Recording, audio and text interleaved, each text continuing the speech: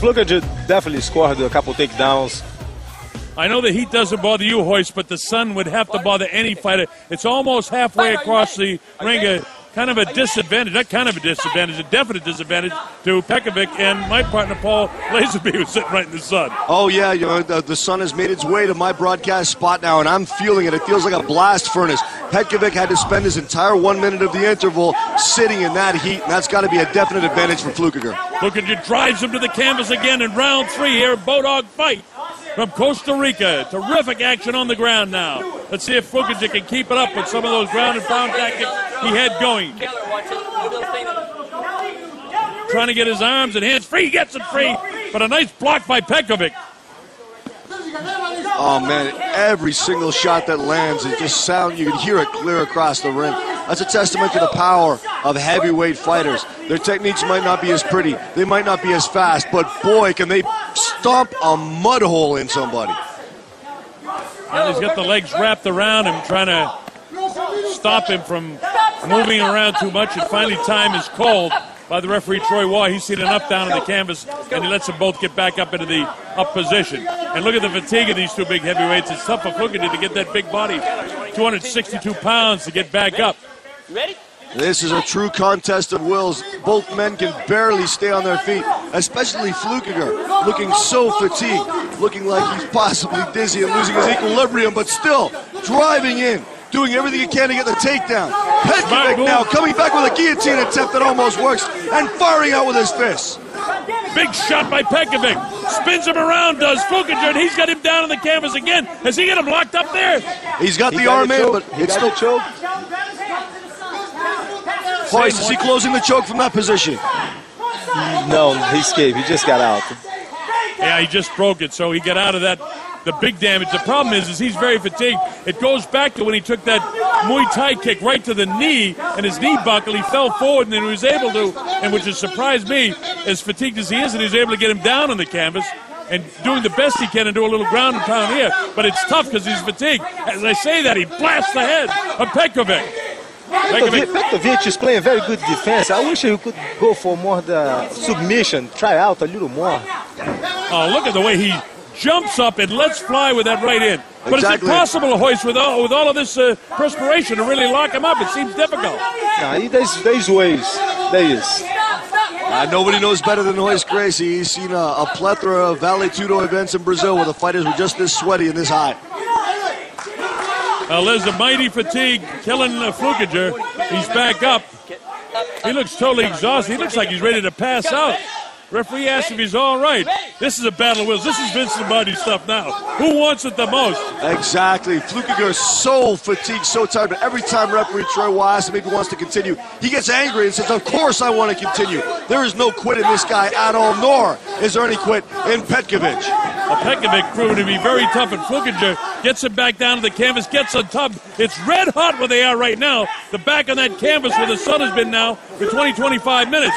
Blasting to the side is Flukkiger. I think he'd like to just stay down here if he doesn't get locked up and just pound away and try to reserve as much energy as he can while he's pounding Petkovic. Petkovic trying to work some position to get those legs up there so he can get him off him. But they're so fatigued now. He's got one leg up. Yeah, it's a tough position for both fighters. Petkovic being in a tough position, having to eat the fists of Flukkiger, and Flukkiger being so tired that he can't do enough to keep Troy Waugh from standing them up again. Watch this. He's really out on his feet.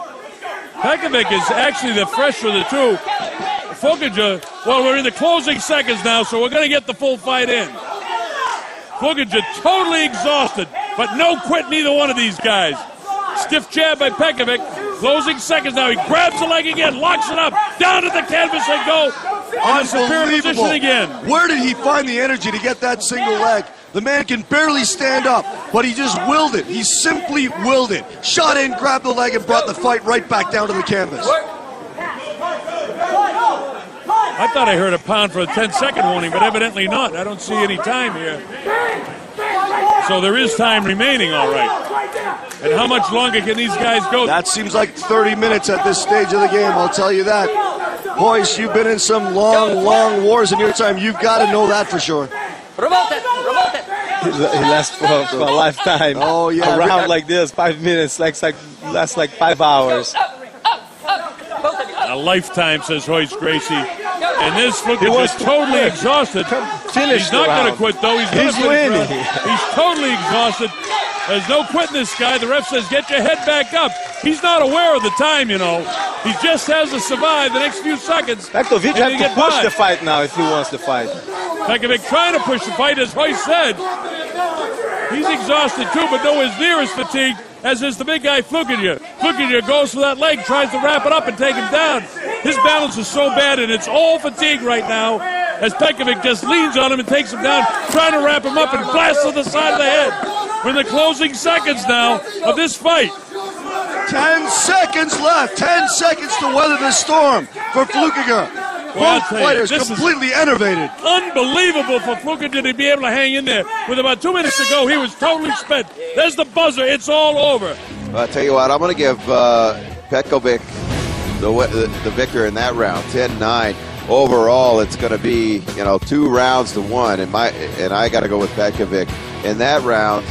Flukiger was just going takedown after takedown after takedown, but doing nothing with him. And Petkovic clearly controlled the stand-up.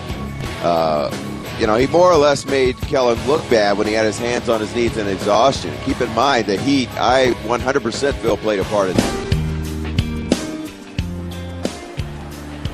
Okay, referee Troy Waugh standing by. Troy, take it away. Very good fight. 2 classic heavyweights coming in. Hard 3-round fight. Winner by unanimous decision. Black corner. How about that? Flukiger's grit pays off. A comment from Jeff. I disagree with that.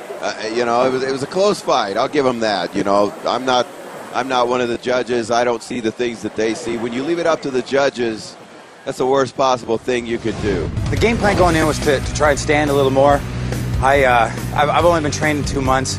I was hoping to do a little more on my feet, and I think my inexperience showed a little bit.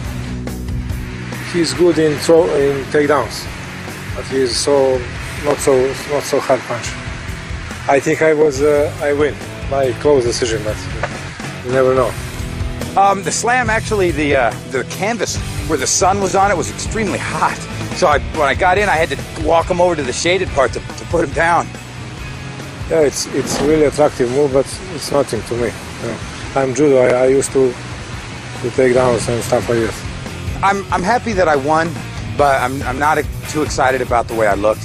I want to be an exciting fighter. I want to be somebody that people want to watch, not somebody that you can go get a drink during the fight.